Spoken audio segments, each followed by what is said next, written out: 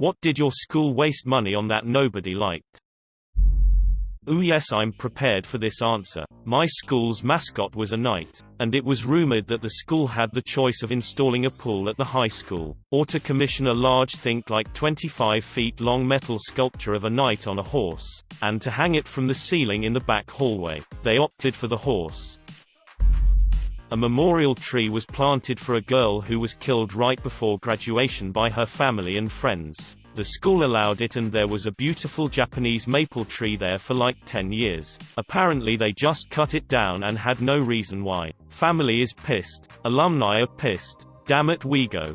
A memorial tree was planted for a girl who was killed right before graduation by her family and friends. I misinterpreted that sentence at first. Random TVs playing school propaganda by the dining hall. Our mascot was a rocket, and a certain percentage of school construction money had to be spent on art. They spent $90,000 commissioning a giant rocket sculpture for the main field entrance. When it was unveiled, the artist had made one tiny change to the design. Instead of a pointy rocket tip, he'd gone with a rounded, mushroom tip. I mean, we thought it was hilarious, especially when they cut off the tip as the solution to the problem, but nobody liked it.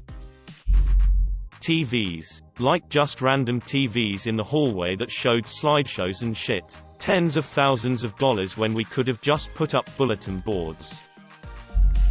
They decided all of the glue sticks had to be purple.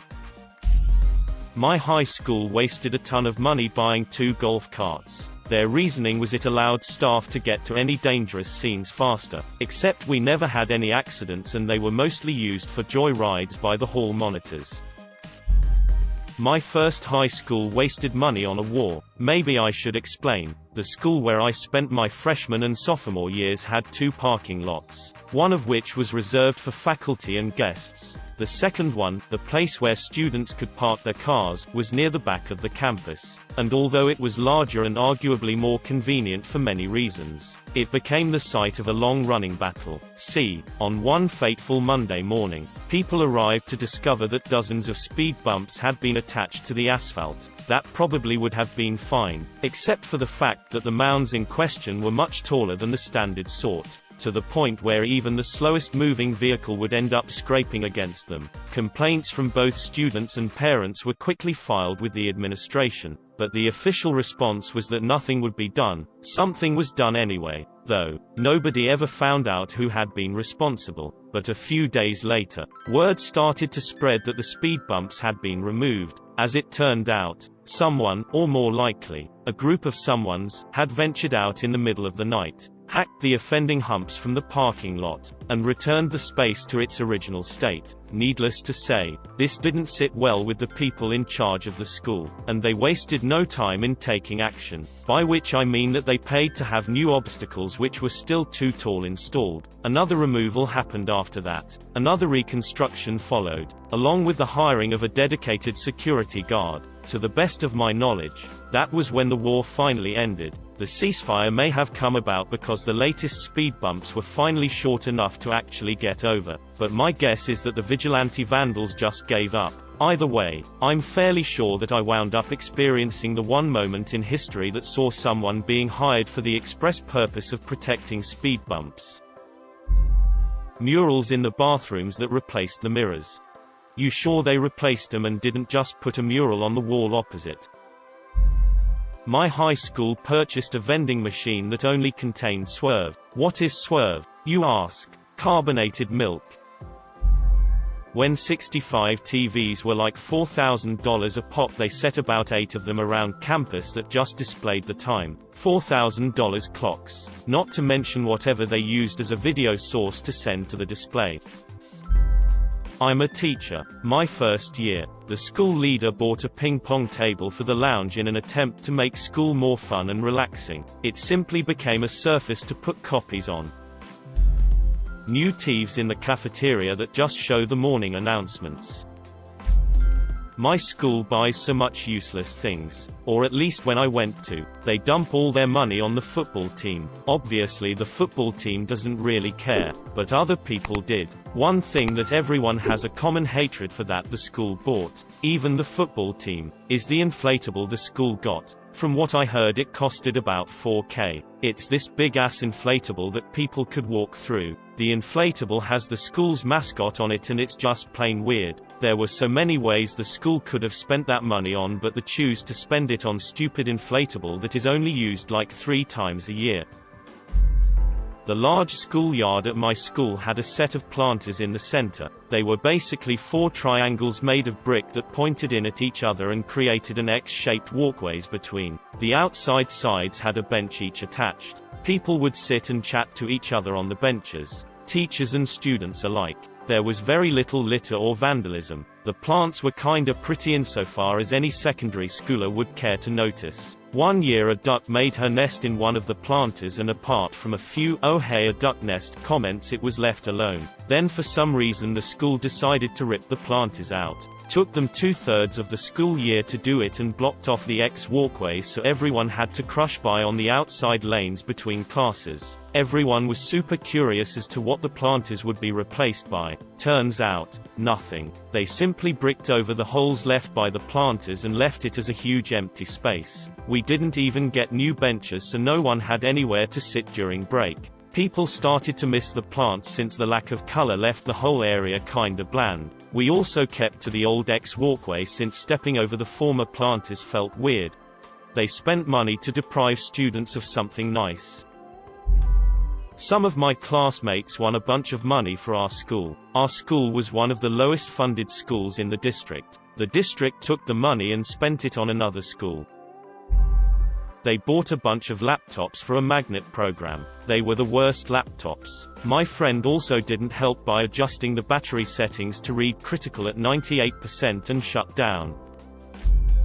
Was on boys' varsity soccer team in high school. New head coach. Wanted to emphasize more analytical approach. And as such, had Booster Club buy a $10,000 goalpost camera. None of the team liked the idea anyway, especially since the girls' soccer team used their money for new jerseys and nicer balls, and they still made it farther in the playoffs than we did almost every year. As it turns out, the coach couldn't figure out how to put the camera together, and we never used it. Biggest waste of $10,000 I've ever seen. Laminated ID cards that everyone had to wear around their necks on some dorky-ass lanyard. No one did it, so they made it punishable by detention. After that, half the students still didn't do it, and the detention hall became so overwhelmed that they began to make backlogs. After a few weeks, not wearing a lanyard gave you a detention 2 months from then. Eventually, detention became so backlogged that students started doing more severe transgressions because they would have graduated before they could actually be forced to go to detention. After about a month, no one had to wear their ID cards at all anymore. They said it was for security purposes, so no one could sneak into the school. The thing is, you could put literally anything in the lanyard, and no one would check if it was your actual student ID card. I had a blank index card in mine and no one ever said anything to me. If someone actually wanted to sneak into the school, all they would need is a lanyard and no one would ever check if it's actually authentic or not.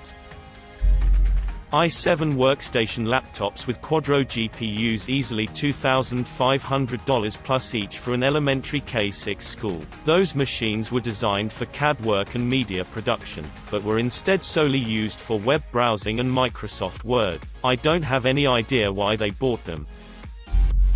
Time to rant. In my senior year, I was a finalist in speech and debate. I qualified for the state tournament in both impromptu speaking and LD debate. I was living on my own then and had no money, not even gas money to drive there. I asked the school for help. Since I'm representing the school, I got nothing. The football team, who barely won one game, got new uniforms, but I'm sure everybody liked them. Rant. When I was still a student, My school spent almost $200K to paint the roads outside our school. You read that right. Almost $200,000 of our precious tuition dollars to paint the roads outside blue and yellow. To pour salt on this painful wound, the paint job didn't even make it through winter. So just to reiterate, $200,000 for 3 months of painted road. I think I'm still angry about it.